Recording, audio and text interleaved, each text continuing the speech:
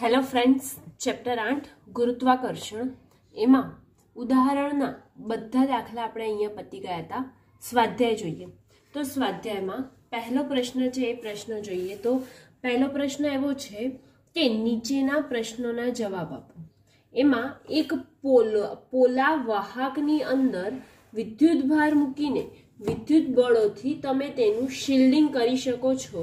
કોઈ પદાર્થ પોલા ગોળાની અંદર મૂકીને અન્ય રીતે તમે નજીકના દ્રવ્યની ગુરુત્વ અસરથી શિલ્ડ કરી શકશો એવું આપણને અહીંયા કીધું છે.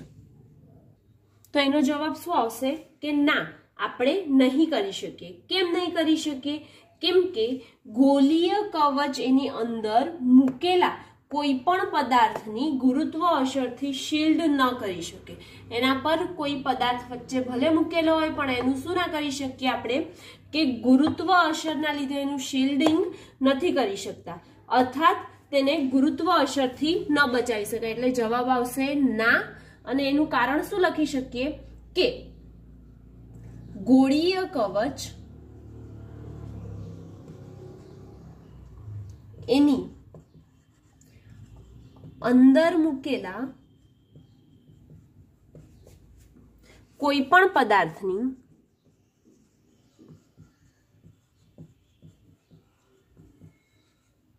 ગુરુત્વ અસરથી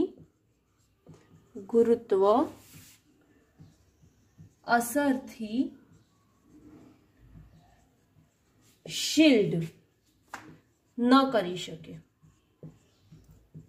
અથવા તો એમ પણ કહી શકીએ કે તેને ગુરુત્વ અસરથી ન બચાવી શકીએ. કોઈ પણ વસ્તુ છે બધી જગ્યાએ શિલ્ડ હોય કે ના હોય બધી જગ્યાએ ગુરુત્વાકર્ષણ લાગે, માટે ગુરુત્વ અસરથી બચાવી શકાય નહીં, બચાવી ન શકાય. ઓકે, સેકન્ડ ક્વેશ્ચન જોઈએ. સેકન્ડમાં શું કીધું છે આપણને કે પૃથ્વીની આસપાસ ભ્રમણ કરતા નાના અવકાશયાનની અંદર રહેલો અવકાશયાત્રી ગુરુત્વાકર્ષણની પરખ કરી શકતો નથી. જો પૃથ્વીની આસપાસ કક્ષીય ભ્રમણ કરતા અવકાશ મથકનું પરિમાણ મોટું હોય તો તે ગુરુત્વાકર્ષણની પરખ કરવાની આશા રાખી શકશે? તો હા, કેમ કે પૃથ્વીની આસપાસ જો કક્ષીય ભ્રમણ કરતું હોય તો તે અવકાશયાન કેવું છે, પરિમાણમાં મોટું છે. માટે અવકાશયાન મોટું હોય તો અવકાશયાત્રી જીમાં ફેરફાર પારખી શકે છે, એટલે કે એનામાં થોડોક ફરક આવી શકે છે. એટલે આપણો જવાબ શું આવશે? હા. અને પૃથ્વીની આસપાસ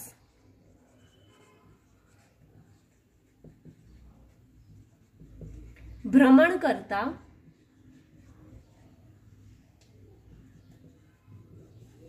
અવકાશયાન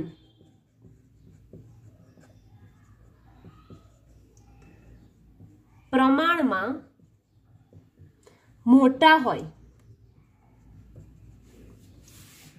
તો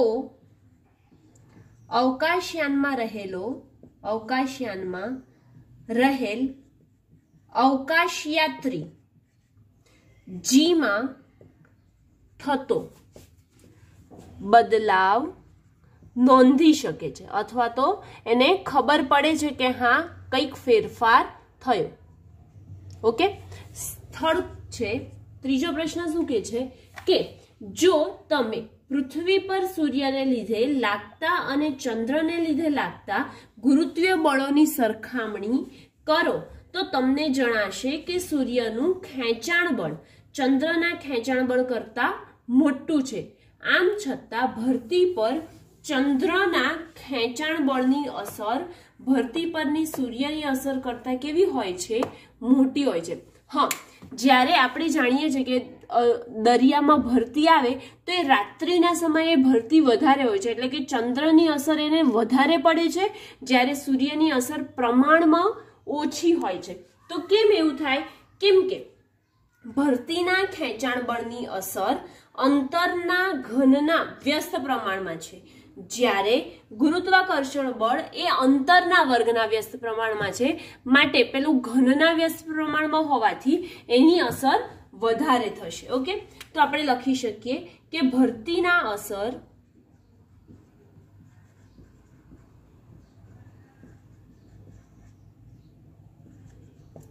ખેંચાણ બળ, ભરતીના ખેંચાણ બળની અસર ખેંચાણ બળની અસર એ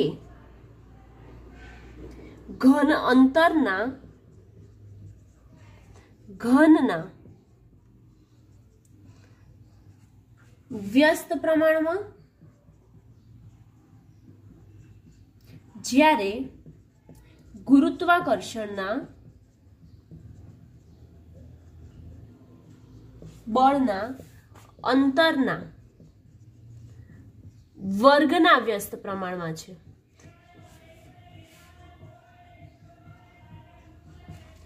માટે સૂર્ય કરતા ચંદ્ર પૃથ્વીથી વધુ નજીક છે.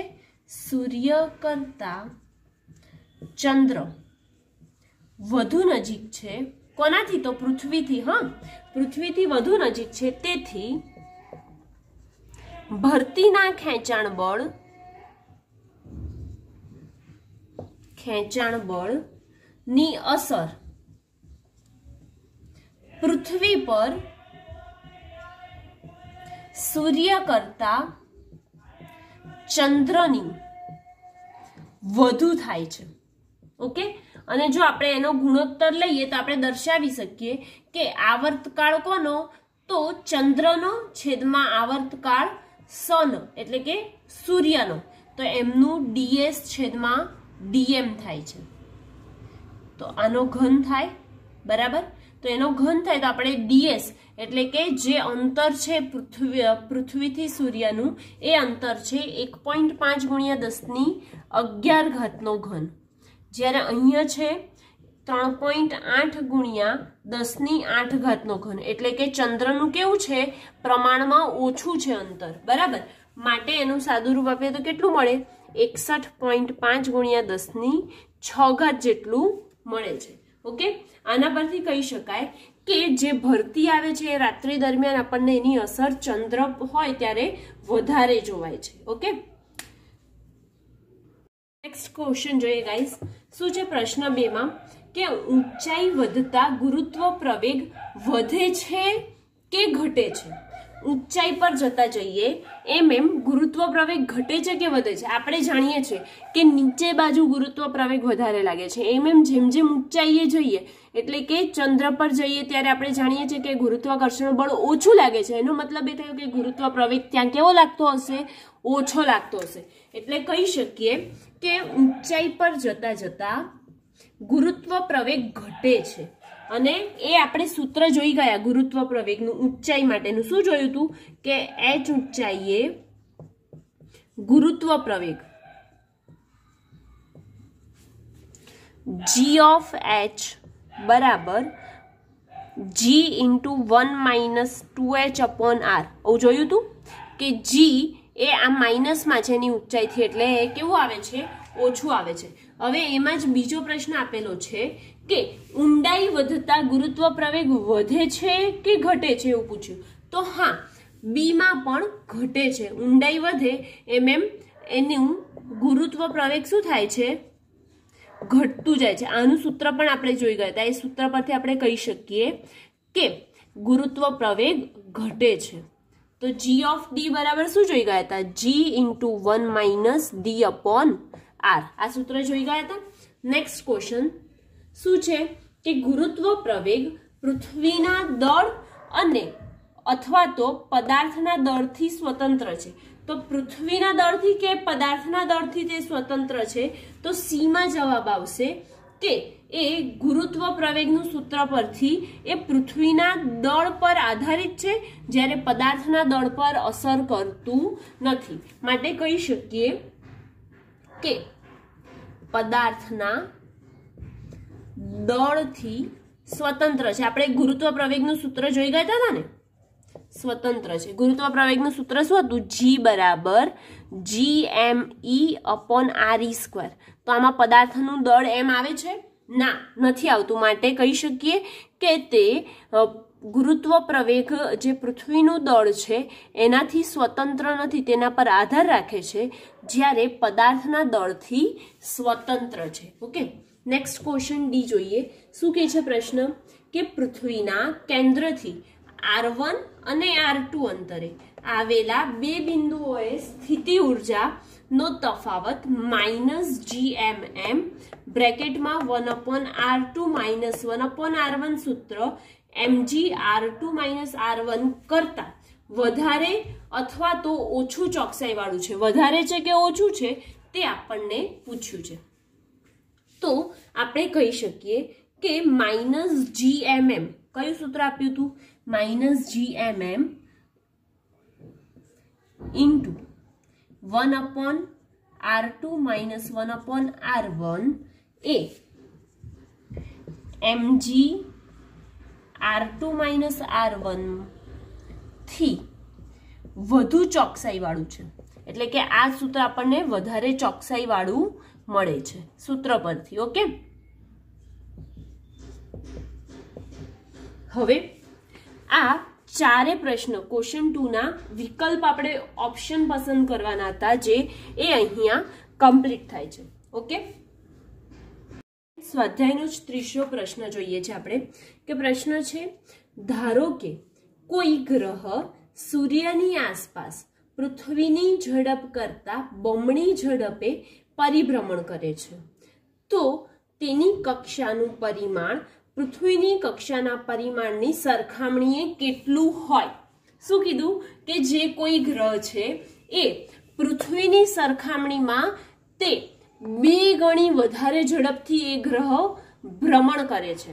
તો એ 2 ગણી વધારે ઝડપથી જો ભ્રમણ કરતું હોય તો એ કક્ષાના પરિમાણની સરખામણીએ કેટલું થાય તે આપણને પૂછ્યું છે. તો આપણે ધારો કે ધારી લઈએ કે સૂર્યની આસપાસ પૃથ્વીની કક્ષા ત્રિજ્યા ધારો કે r છે, પછી સૂર્યની આસપાસ એ ગ્રહની ત્રિજ્યા, બંને સૂર્યની આસપાસ જ ફરે કોઈ પણ ગ્રહ હોય તો, બરાબર. તો પૃથ્વીની કક્ષાની ત્રિજ્યા r છે, જ્યારે ગ્રહની કક્ષાની ત્રિજ્યા ધારો કે r' છે, બરાબર. એવી જ રીતે જો પૃથ્વીનું દળ ધારો કે me છે, શું છે? me છે, જ્યારે સૂર્યનું દળ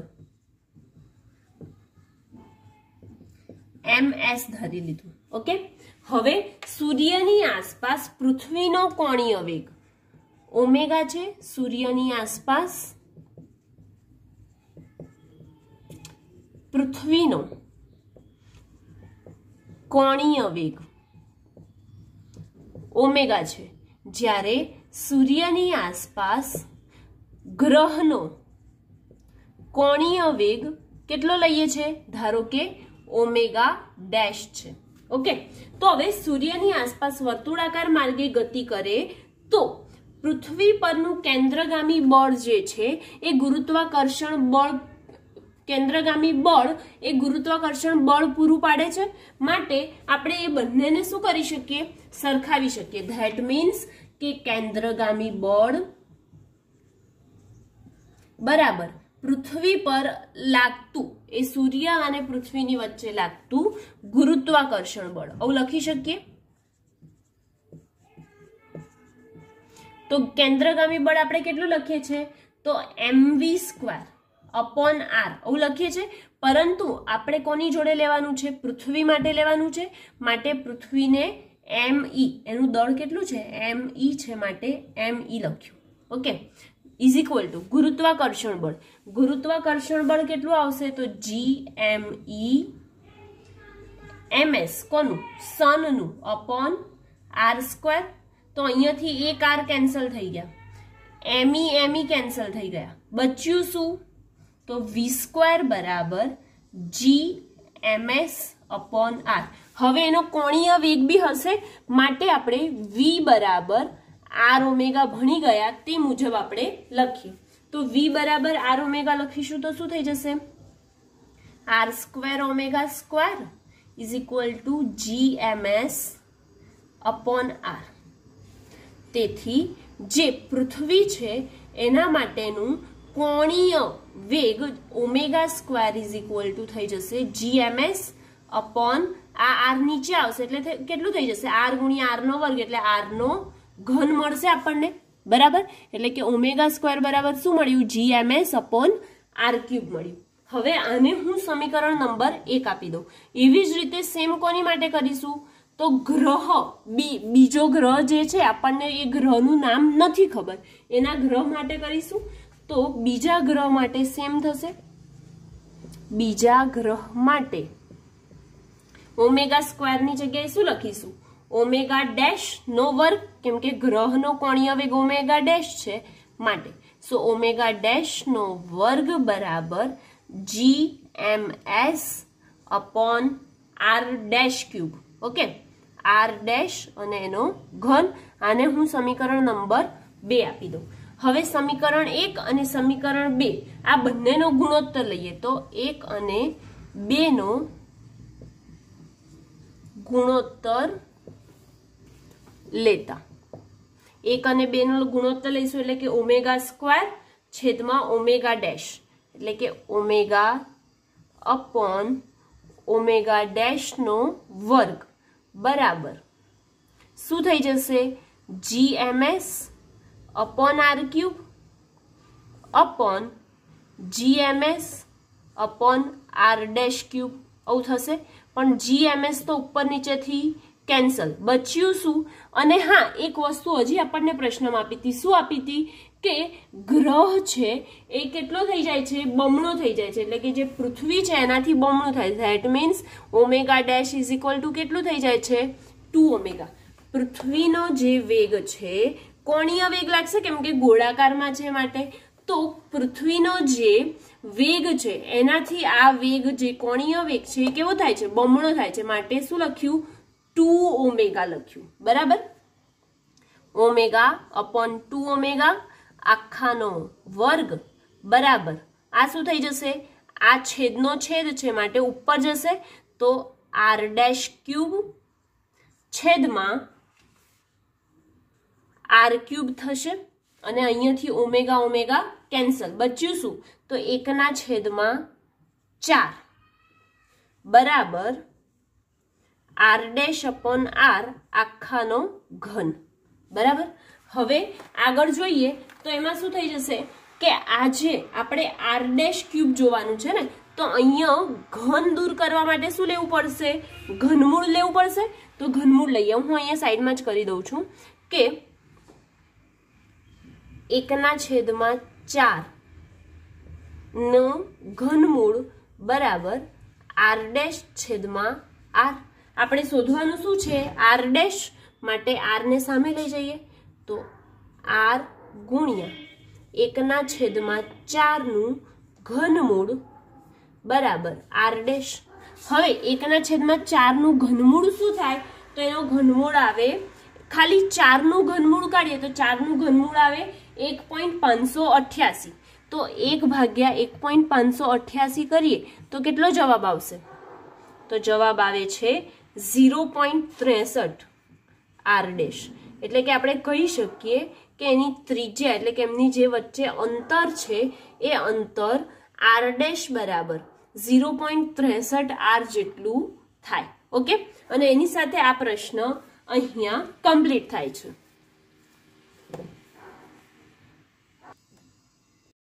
नेक्स्ट क्वेश्चन स्वाध्यायનો ચોથો પ્રશ્ન છે ગુરુના એક ઉપગ્રહ આઈઓનો કક્ષીય આવર્તકાળ 1.769 દિવસ છે અને તેની કક્ષીય ત્રિજ્યા 4.22 ગુણ્યા 10⁸ મીટર છે તો દર્શાવો કે ગુરુનું દળ સૂર્યના દળના 1000માં ભાગનું છે બરાબર। તો અહીંયા આપણને ગુરુનો એક ઉપગ્રહ આપેલો છે गुरुनो उपग्रह छे एनो आवर्तकाल छे तो गुरुना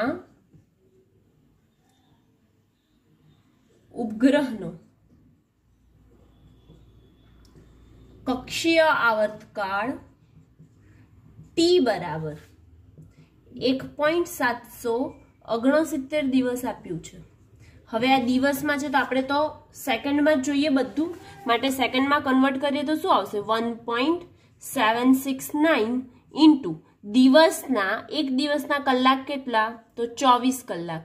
અને એ 24 કલાકની સેકન્ડ કેટલી? તો 3600 સેકન્ડ થાય, માટે ડાયરેક્ટ 3600 લખ્યું. હવે એનું સાદું રૂપ આપીએ, ગુણાકાર કરીએ, જોઈએ શું જવાબ આવે છે. તો આવે છે 1.528 into 10⁵ સેકન્ડ આવે છે. ઓકે. અને ઉપગ્રહની ત્રિજ્યા આપેલી છે, તો ઉપગ્રહની ત્રિજ્યા બરાબર 4.22 into 10⁸ મીટર આપેલી છે. અને એવું કે છે કે ગુરુનું દળ સૂર્યના દળથી 1000માં ભાગનું છે એવું આપણે બતાવવાનું છે. એટલે પહેલા એમનો ગુણોત્તર લઈશું, પહેલા એનું માસ શોધી અને એનું ગુણોત્તર લઈશું એટલે આપણને ખબર પડશે. પરંતુ એના માટે આપણે સૂર્યનું દળ જાણતા હોવા જોઈએ. તો સૂર્યનું દળ શું થાય? તો સૂર્યનું દળ થશે 2 × 10⁻30 કિલોગ્રામ. ઓકે. હવે આપણે સૂત્ર લઈએ, કોનું? આવર્તકાળનું સૂત્ર જ લઈશું. અને એ પણ કેન્દ્રગામી બળ જે છે એના દ્વારા જ ગુરુત્વાકર્ષણ બળ પૂરું પડાય છે. માટે આમાં પણ કેન્દ્રગામી બળ બરાબર તેનું ગુરુત્વાકર્ષણ બળ લઈશું. ઓકે. કેન્દ્રગામી બળ કેટલું છે? તો mv²/r જેટલું હશે. અને ગુરુત્વાકર્ષણ બળ કેટલું હશે? તો gmj × m/r² જેટલું હશે. બરાબર. અને અહીંયા પણ આર કેન્સલ કરીશું, તો એક આર કેન્સલ, mm કેન્સલ, બચ્યું શું આપણી પાસે? અને v બરાબર આપણે ડાયરેક્ટ મૂકી દઈએ, આના આગળ કરેલું જ છે એટલે બહુ વિચારવાની જરૂર નથી. બરાબર. રેખીય વેગ બરાબર ત્રિજ્યા ગુણ્યા એનો કોણીય વેગ થાય, માટે r²ω² બરાબર gmj/r. આપણને તો શું જોઈએ? mj જોઈએ છે. બરાબર ને? તો mj ને કરતા બનાવીશું અને શું કરીશું? તો mj ને કરતા બનાવીએ તો mj બરાબર થઈ જશે r³ ω² પરંતુ આપણે જાણીએ છીએ કે ઓમેગા બરાબર આપણે બીજું કંઈક પણ લખી શકીએ. શું લખી શકીએ? 2π/t. તેથી mj બરાબર r³ × ઓમેગાનો વર્ગ છે, માટે 2π × 2π કેટલા થઈ જશે? 4π² છેદમાં શું આવશે? તો gt². હવે આ બધાની કિંમત આપણી પાસે છે? હા છે. તો mj મળી જશે, જુપિટરનું દળ મળી જશે, એટલે કે ગુરુનું દળ મળી જશે. બરાબર. તો લખીએ આપણે r3 એટલે કે સૂર્યનું દળ. પહેલા તો સોરી, જે આ ગ્રહ આપ્યો છે એનું દળ કેટલું છે? ઉપગ્રહનું દળ ત્રિજ્યા 4.22 × 10⁸ અને એની 3 ઘાત ગુણ્યા 4 ગુણ્યા 3.14 ભાગ્યા 6.67 ગુણ્યા 10⁻11 ગુણ્યા ટી કેટલા છે? તો ટી છે 1.528 ગુણ્યા 10⁵. એને ડાયરેક્ટ ઘાત સ્વરૂપે આપણે લીધું હતું, માટે ઘાત સ્વરૂપે જ લખીએ. અને એનો વર્ગ આપેલો છે, માટે વર્ગ. હવે આગળ એનું જોઈએ, તો ગુણાકાર કરીએ આનો. કેલ્સીમાં કરો ચલો. તો mj બરાબર આવે છે 1.903 × 10⁻27 અને દળ શેમાં આવે? કિલોગ્રામમાં આવે. માટે mj આપણને મળી ગયું 1.903 × 10⁻27. એટલે એપ્રોક્સિમેટલી લખી શકીએ mj બરાબર 2 × 10⁻27 કિલોગ્રામ. હવે જે દળ કોનું છે? સૂર્યનું છે એ. અને mj એટલે કે જે ગ્રહનું દળ છે, કોનું? ગુરુનું ગ્રહ છે એનું દળ છે એ બંને 1000માં ભાગનું છે એવું કીધું. તો આપણે mj બરાબર 2 × 10⁻27 અને છેદમાં ms લઈએ, એટલે કે સૂર્યનું દળ કેટલું લખ્યું હતું આપણે? 2 × 10⁻30 લખ્યું હતું. તેથી mj છેદમાં ms બરાબર 1/1000 આવ્યું. એટલે આપણે કહી શકીએ કે જુપિટરનું જે દળ છે તે એ સૂર્યના દળથી 1000માં ભાગનું છે. ઓકે, અને આની સાથે આ જે પ્રશ્ન 4 જો સ્વાધ્યાયનો ચોથો પ્રશ્ન એ અહીંયા કમ્પ્લીટ થાય છે.